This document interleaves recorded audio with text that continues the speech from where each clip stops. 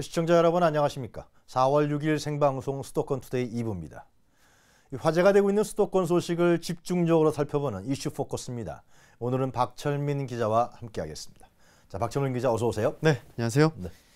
자, 납품 단가 후려치기, 또 물량 밀어내기 등이 가맹점에 대한 이른바 가배 행포는 어제 오늘이 아닙니다. 이뿐만이 아니고요. 원청업자와 하청업자 사이에서도 이 불공정 관계는 상당히 뿌리 깊게 박혀 있습니다. 박철민 기자 직접 취재하시니까 사실입니까? 예, 그렇습니다. 이번 시간에는 과거에서 이어져온 불공정 거래의 현주소를 짚어보고 또 네. 서울시가 내놓은 경제 민주화 정책들을 살펴보도록 하겠습니다. 네. 그럼 박철민 기자가 취재한 불공정 거래 해결책은 경제 민주화라는 관련 리포트를 먼저 보시고 그다음에 박 기자와 함께 더 이야기 나눠보도록 하겠습니다.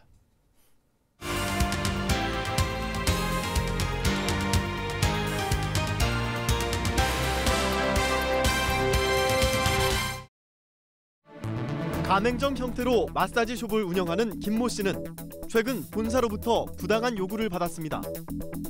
광고비와 인테리어비 등을 요구하며 이를 받아들이지 않으면 계약을 해지하거나 불이익을 주겠다는 내용이었습니다. 340만 원 정도 되는 금액이었는데 그걸 일방적으로 부담을 하라고 그러니까 이제 점주들이 모여서 들고 일어난 거죠. 무슨 일이 있으면은 가맹점들에게 가맹계약을 해지하겠다는 그 내용 증명을 보내고 본사에서 그런 내용 증명을 받은 가맹점주들은 그 가맹계약이 해지될까 봐 색소를 못하고. 김 씨는 서울시의 도움을 받아 보다 나은 조건으로 본사와 합의할 수 있었습니다. 의를 향한 가배 불공정 거래는 하도급 거래에서도 빈번하게 발생하고 있습니다.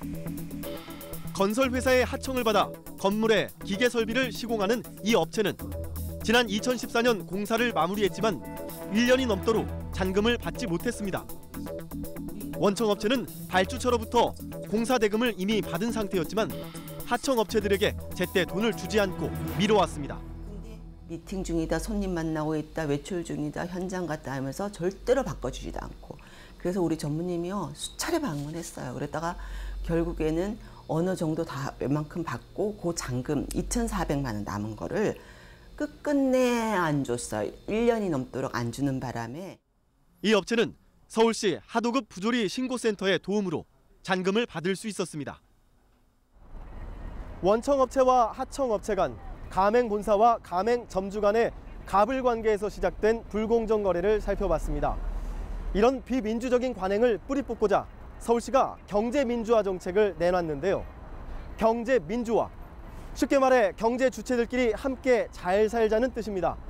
과연 갑과 을이 함께 상생하려면 어떻게 해야 할까요? 서울시의 정책은 이렇습니다. 서울시는 경제민주화 정책의 하나로 갑을 관계의 불공정 거래 문화 근절에 집중합니다. 먼저 올해부터 프랜차이즈, 가맹업계의 자정 노력을 유도하는 방안으로 공정거래 프랜차이즈 인증제를 실시합니다. 인증제는 공정성과 수익성, 안정성 등을 종합평가해 공정거래 기업의 등급을 매기는 방식입니다. 한 번 인증을 받았더라도 협약 이행 여부에 따라 추후 등급을 조정할 수도 있습니다. 또 지자체 최초로 설립된 서울시 불공정 피해 상담센터를 통해 불공정 피해 상담과 사업 정리 등 사후 관리를 강화합니다. 상대적인 약자에 해당하는 가맹점들이 목소리를 키울 수 있도록 올해 처음으로 가맹점 단체와 협동조합형 프랜차이즈도 육성합니다. 프랜차이즈 인증 사업도 저희가 올해 지금 오픈을 해서 시작을 하려고 하고 있고요. 또 이제 그 프랜차이즈 문제에 대해서 정확하게 알아야지 그 대응을 할 수 있거든요. 그래서 상담뿐만 아니라 저희가 신용보증재단과 서울 신용보증재단과 함께 교육 사업도 같이 하고 있습니다. 하도급 불공정 거래를 개선하기 위해 강화되는 정책도 눈에 띕니다. 하도급 불공정 거래에서 가장 빈번하게 발생하는 대금 미지급 문제를 신속하게 해결하기 위해 대금이 바로 시스템을 올해부터 모든 사업장에 적용합니다. 특히 시발주공사 위주로 담당했던 하도급 부조리 신고를 올해 민간공사 하도급 분야까지 확대해 접수 처리합니다. 이를 위해 감사 인력도 보강했습니다. 올해부터는 11명의 하도급 호민관을 선발하여 운영하고 있는데요. 실제 건설 현장에서는 하도급과 관련된 법률이라든지 각종 제도를 잘 몰라서 하도급 부조리가 발생되는 경우가 많이 있습니다. 이를 위해서 하도급 업자들에 대한 교육을 실시하여 하도급 부조리가 발생되지 않도록 사전 예방적인 활동도 함께 벌이고 있습니다. 시는 지난 5년간 서울시 하도급 부조리 신고센터를 통해 불공정 거래 1,300여 건, 체불금 203억 원을 해결한 바 있습니다. 올해는 불공정 하도급 행위가 의심되는 건설 현장의 기획 감사를 6차례로 늘리고 위법 행위에 대해서는 강력한 행정 처분을 내릴 계획입니다. 우리 사회에 관행처럼 뿌리 박힌 갑을관계 불공정 거래. 서울시가 꺼내놓은 경제민주화 카드가 경제 주체 간의 불균형을 해소하고 더 큰 경제 성장의 시대를 열어줄 열쇠가 되어줄지 관심이 모아지고 있습니다. TBS 박철미입니다. 네, 지금 박철민 기자가 취재한 이 갑을관계에서 벌어지는 불공정 거래 실태, 그리고 대책에 대해서 살펴봤는데요. 갑질이라고 그러죠? 네. 이 갑질은 상당히 오래됐는데 아직도 예. 지금 취재를 해보시니까 이게 그 유형들, 그러니까 없어지지 않고 있는 거 아닙니까? 그렇습니다. 유형 분류를 좀 먼저 해주시죠. 어떤 것들이 있는지. 네, 먼저 그 가맹점이나 대리점에 네. 행해지는 불공정 거래가 있을 수 있고요. 하도급 업체, 그러니까 건설 네. 공사에서 발생할 수 있는 하청업체에 대한 갑질이 있을 수 있는데요. 네. 먼저 프랜차이즈, 그러니까 네. 가맹점과 대리점에 해당하는 갑질을 한번 살펴보도록 하겠습니다. 네. 최근에, 그러니까 며칠 전에 신고된 내용인데요. 재료비를 정상 수준보다 월등히 높은 가격으로 그런 체인점에 요구를 하는 그런 속칭 이런 거를 그 납품 단가 후려치기라고 합니다. 그래서 네. 한마디로 얘기해서 정상 수준보다 높은 단가로 이제 강매를 하는 거죠. 재료비가 아무래도 그 일반적으로 체인점에서는 이거를 본사에서 납품하는 재료를 쓸 수 있도록 돼 있기 때문에 그런 것들이 문제가 되고 있는데 최근에 한 피자 업체와 그리고 분식 업체가 공정위에 조사를 받고 있고요. 네. 업종별로는 조금씩 차이가 있겠습니다. 뭐 대리점이나 프랜차이즈, 가맹점의 경우에는 가장 많은 게 제품 강매 유형이 될 수가 아직도 있는데요. 있습니까? 제품 네. 강매. 그 서울우유인가 그 네, 예. 시원하네요. 예. 그렇습니다. 그래서 앞서 그 말씀드렸던 그 피자 업체나 분식 업체 외에도 네. 이런 말씀하셨던 우유 업체가 좀 네. 특징적으로 나타나는 경우가 있는데요. 본사에서 개발한 신제품이나 잘 팔리지 않는 재고 제품들을 팔리지 않더라도 일단은 대리점에다 넘기고 보는 그렇게 하는 그 방식이 바로 소위 밀어내기식 판매 행위라고 하는데요. 대표적으로 안 팔리면 어떡합니까? 안 팔리면 이제 대리점이 떠안아야 되는 그런 상황이고 심지어는 이런 경우도 있었습니다. 네. 얼마 전에 또 한 그 오토바이 업체에서 전국의 그 대리점에다가 외상으로 오토바이를 먼저 사가라 해놓고 그 외상으로 사갔으니까 아무래도 그 이자가 붙을 거 아니겠습니까? 채무를 그러니까 해지하고. 외상으로 사가도록 거기다 했으니까 이자까지 붙여서 받은 이자를 거예요? 붙였습니다. 한 11% 정도의 이자를 붙여서 이것을 계속해서 그 대리점한테 모든 것을 전가하는 방식, 그러니까 밀어내기식이라고 하는데요. 이런 판매 강매 행위도 있었습니다. 이처럼 대리점이나 가맹점을 향한 본사의 갑질은 업종을 불문하고 행해지고 있는 상황입니다. 직접 취재를 해보시니까 진짜 이러한 갑질이 전반적으로 아직도 상당히 많다. 그걸 네. 확인할 수 있었던 겁니까? 예, 그렇습니다. 자, 네. 그러면은 말이죠. 그 이렇게 당하는 사람들 있지 않습니까? 대리점이라든가 네. 이분들은 당하고 싶지 않을 텐데 그런 강매를 받으면 얼마나 부당하겠습니까? 집에 가서 잠을 잘 수 있겠습니까? 실제로요? 그런데 그렇죠. 그걸 받을 수밖에 없는 예. 그런 이유는 어떤 겁니까? 아무래도 네. 근본적인 원인 자체가 계약 관계에서부터 시작된다고 볼 수가 있는데요. 계약서에도 보면은 갑과 을로 정해져 있지 않습니까? 그래서 네. 계약서 자체가 본사에 유리하도록 작성되는 경우가 대부분이고 본사의 요구를 들어주지 않을 경우에는 뭐 이런 식으로 합니다. 대리점이나 가맹점에 제품 공급을 중단하겠다 혹은 계약을 해지하겠다라면서 압박을 하기 때문에 약자인 가맹점 입장에서는 울며 겨자 먹기로 본사의 요구사항을 들어줄 수밖에 처음 없는 계약을 할 상황이 때 되는 뭐 거죠. 특판이라든가 이런 예. 식으로 계약을 맺는 모양이죠. 아무래도 그 계약서 조항에. 자체가 본사에서 좀 그 피해나 손해를 입기에는 어려운 조항들을 많이 넣고 처음에 이제 계약을 할 때 그런 불공정성의 계약 네. 내용을 넣고 예. 그것을 사인을 안 하면 또 다 경험을 대리점은 못 안 될 거 하니까요. 아니에요. 예, 그러니까 그렇죠. 어쩔 수 없이 그런 네. 갑을관계가 명확하게 정리되는군요. 예, 그리고 심지어는 이런 부분들을 사실 그 가맹점이나 대리점에서도 네. 억울하지만 네. 신고를 해야 되지 않습니까? 그렇죠. 근데 아무래도 본사의 눈치를 보느라고 신고를 못하는 상황들이 많기 때문에 실질적으로 수면 위로 떠오르는 이런 불공정 행위들은 대부분 이제 공정거래위원회 같은 곳에 신고된 것들만 떠오르고 있다라고 보시면 될 것 같습니다. 빙산의 일각이겠네요. 예, 그렇습니다. 뭐 신고할 수 있겠습니까? 신고하면 완전히 끝나는 거 아니겠어요? 예, 아무래도 뭐 그런 네. 부분들이 제일 우려가 되는 부분이겠죠. 그러나 하여튼 이런 불공정 거래 행위를 해결하기 위한 노력들은 좀 있지 않습니까? 예. 지방자치단체라든가 정부라든가 네, 어떤 것들이 그렇습니다. 있습니까? 예. 공정거래위원회에 대한 이야기를 했는데요. 서울시에서도 역시 마찬가지로 그래요? 불공정거래 피해 신고센터를 운영을 하고 있습니다.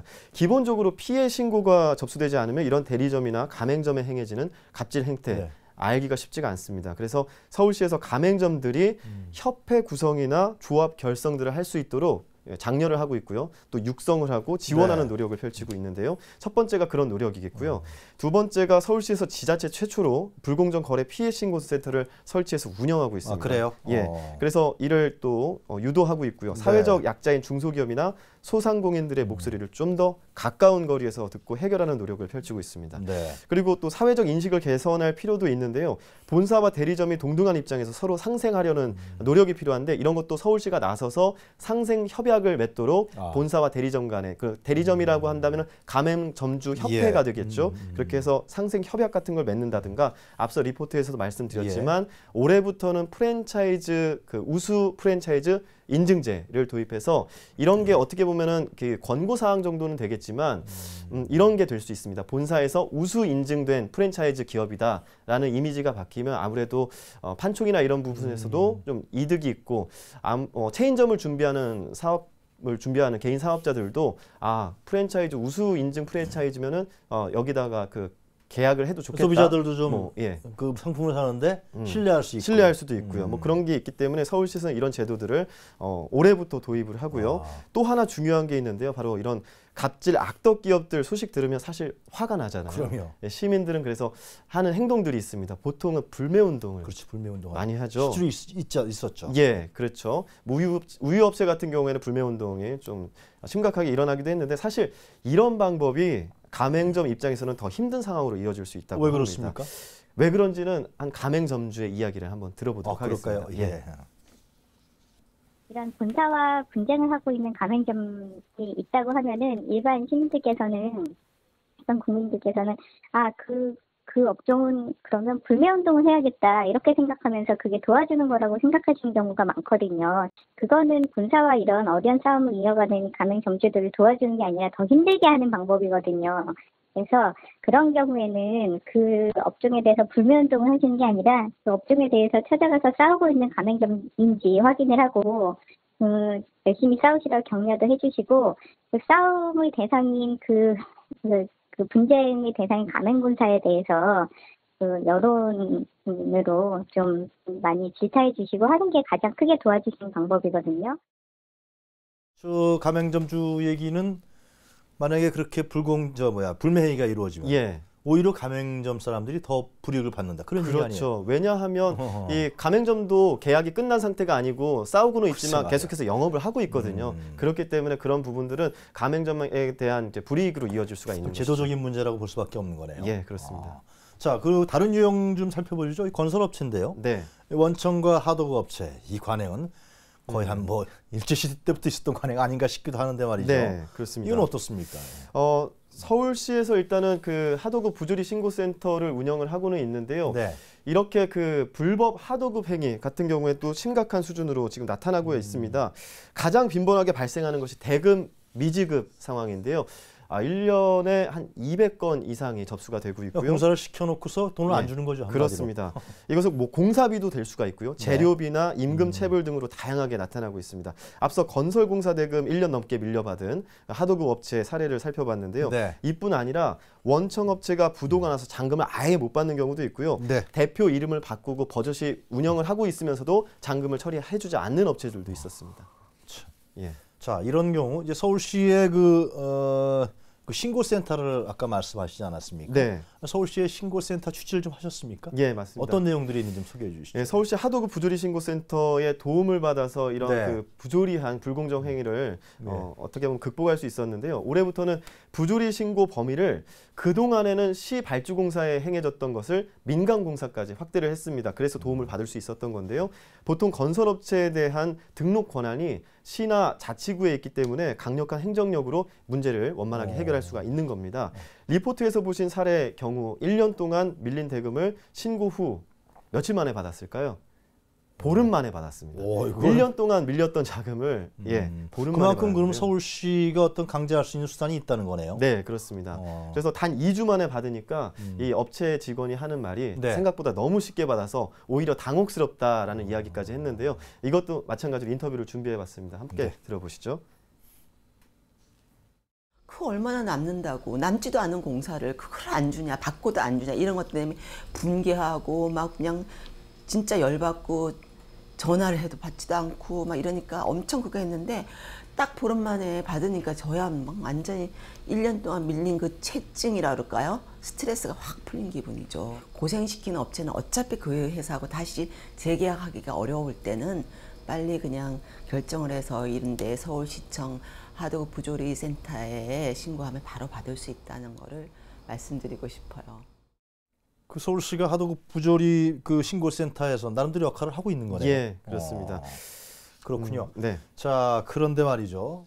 그 제가 만약에 제 을이라는 네. 하청업체라 그러면 저는 쉽게 신고 못 할 것 같아요. 왜냐하면 신고해서 뭐 밀린 대금은 받을지 모르지만은 예. 이제 물량을 안 줄 거 아니에요. 예. 원청에서. 네, 맞습니다. 그런 경우가 많지 않습니까? 예, 그런 경우들 때문에 실제로 신고를 못하는 경우도 네. 생기고 있는데요. 이 업체의 경우에는 그동안 민사소송 같은 법적 대응도 생각을 해봤다고 합니다. 그전에는 작년 같은 경우에는 이런 그 민간 기업에까지 부조리 신고를 할 수가 네. 없었기 때문에 그랬는데 소송 기간이 일단 길어지고요. 또 소송에 들어가는 비용 문제도 있습니다. 아무래도 하청업체들이 영세하기 때문에 이런 것까지 떠안을 수는 없는 거고요. 그래서 아무래도 소송 이후에 또 네. 업계의 소문이 안 좋게 또 문제아로 낙인을 찍히게 되면 어떤 이렇게 수주나 이런 것에서 불이익을 받을 수 있기 때문에 이런 것도 역시 마찬가지로 힘든 부분이었는데요. 그러니까 네. 그 부조리 신고센터에 신고할 수 있는 업체는 네, 이미 그 관계가 끝난 네, 그 업체하고 관계가 완전히 정리된 이런 업체만 그 서울시 신고센터에 그 신고를 할 수 있는 거 아니겠습니까? 네, 그런 상황이 발생할 가능성이 아주 큽니다. 그렇죠. 예. 그렇기 때문에 어떤 상시적인 어떤 활동이라든가 네. 서울시가 아니면 네. 뭐 정부가 이런 건 필요하지 않을까 싶은데 네, 말이죠. 그래서 하도급 부조리 신고센터에서 올해부터 11명의 호민관, 명예 호민관을 채용을 해서 네. 그분들을 통해서 신고가 되지 않더라도 네.